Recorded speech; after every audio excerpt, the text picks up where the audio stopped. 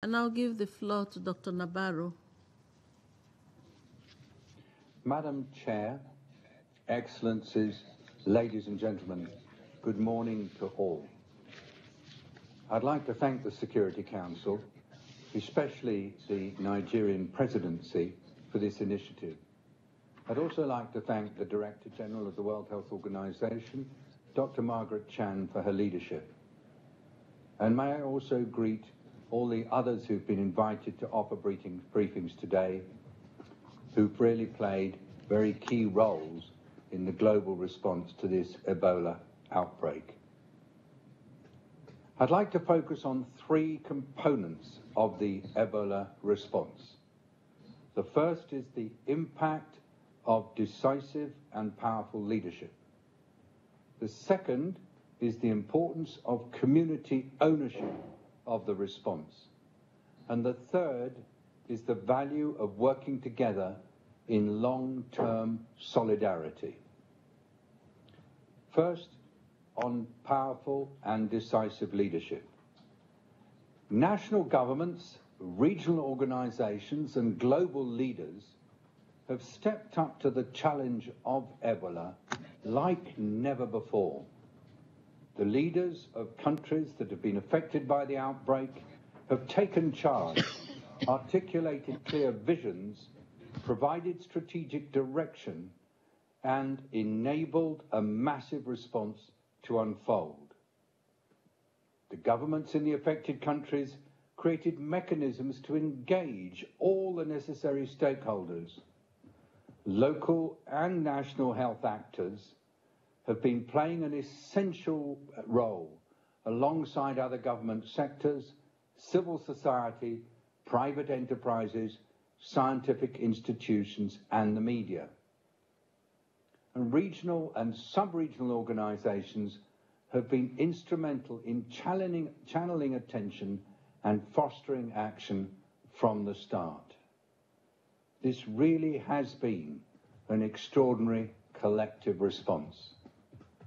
The African Union established its support to the Ebola outbreak in West Africa, known as ASEWA, in September 2014. And ASEWA deployed more than 850 medical workers from several African countries and recruited over 4,000 local volunteers, including people who had survived Ebola. I'm sure we will hear more about this from His Excellency Antonio Tete. And the African Union chairperson, Dr. Zuma, stimulated a private sector fundraising drive in November that engaged senior African business people and mobilized more than $32 million. On the 20th of July 2015, the African Union health ministers adopted the statute for the African Centre for Disease Control and Prevention during the international conference Africa Helping Africans in Malabo, Equatorial Guinea. The Mano River Union and the Economic Community of West African States, or ECOWAS, worked intensively on inter-country issues and reinforced national systems for prevention and response. At the global level, world leaders have shown extraordinary initiative and commitment. They've mounted massive, rapid, and coordinated support to help affected countries take the heat out of this epidemic. One example, in September, the United Nations Secretary General called for the whole of the United Nations system to step up its support for the Ebola response. This followed on a request from the presidents of Guinea, Liberia, and Sierra Leone that the UN help them to coordinate the international response. And to this end, our Secretary General proposed the first ever United Nations Emergency Health Mission. Known as UNMEER, it was endorsed by the UN General Assembly at the end of September under the chairmanship of Sam Kutesa, Foreign Minister of Uganda, as one of his first acts as President of the General Assembly. UNMEER, the mission, incorporated enhanced action from many UN entities and deployed to the region just 10 days after it was approved. But at the same time, the Secretary-General also established the multi-partner Global Ebola Response Coalition. This has become an integrated platform which engages governments, non-governmental organizations, intergovernmental groups, academic, philanthropic and private sector organizations in weekly meetings. So far there have been 40 of these, and they're a venue for high-level strategic coordination, for identifying challenges, for enabling collective and timely adjustments to strategy, and encouraging continued innovation and research together with the incorporation of scientific advances. The mission UNMIR closed on the 31st of July 2015, having achieved its core objective, having contributed to a scaled-up response and to improved coordination. And the World Health Organization has now taken on stewardship of the collective response of the UN system and will continue to encourage everyone to work effectively together. The past 12 months of the response have been financed from multiple sources. One example is the United Nations Multi-Partner Trust Fund, where 40 UN member states have joined together with private businesses, charities and individuals to contribute funding to the Ebola response that can be used where it's most needed. And this has gone into supporting logistics and air travel, clinics, staff, and the necessary elements to ensure community ownership. The United Nations Secretary-General convened the International Ebola Recovery Conference on July the 10th, 2015.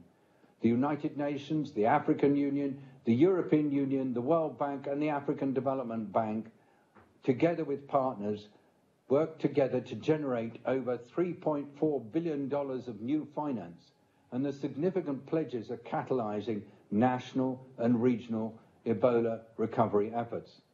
But I have to stress, colleagues, that this work is not cheap, and the response and the recovery need continued solidarity and support from the United Nations member states.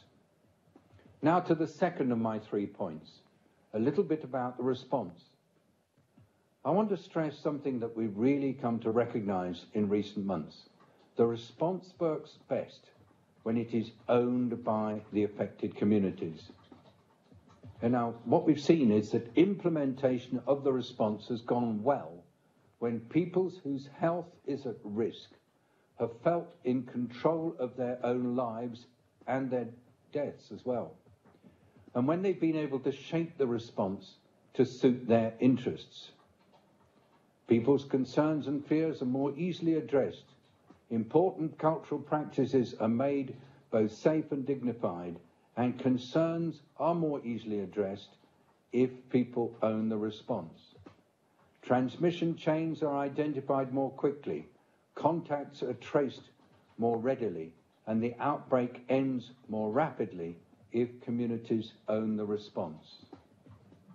And the response works really well when community leaders are part of the direction of the response. So when people themselves define the support they require, and when their leaders help them to access quickly the assistance they need when they need it, challenges and obstacles are quickly overcome. But we've seen on occasions that the response has not consistently prioritized community ownership. And so as we move forward, it's now always being seen as an essential and vital ingredient of the response. And now to my third point, working together in long-term solidarity. Well, the Ebola outbreak in West Africa is not over.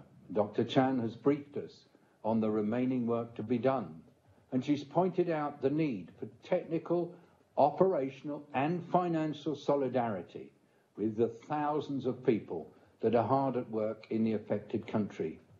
These people are stemming the tide of the current outbreak. They do remain vigilant and ready to respond. They cannot afford to let up on the response, and they need our collective solidarity. But there's more. The thousands of people who've survived Ebola also need dedicated support, because the longer-term consequences of living through Ebola are becoming more apparent each day.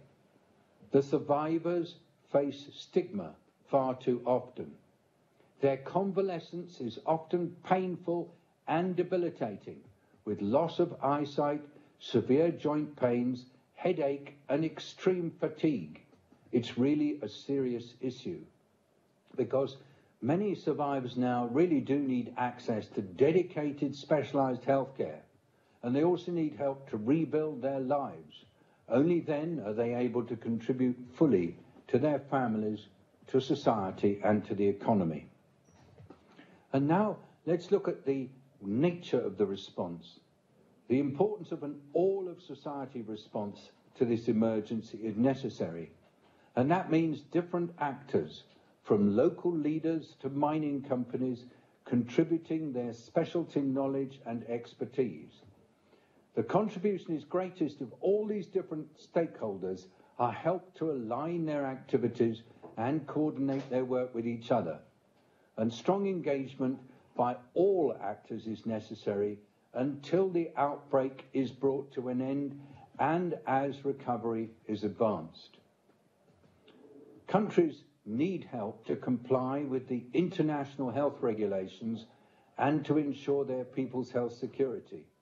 And this, looking ahead, means predictable funding for accessible and effective health systems, and at the same time, predictable support when a health emergency is expected.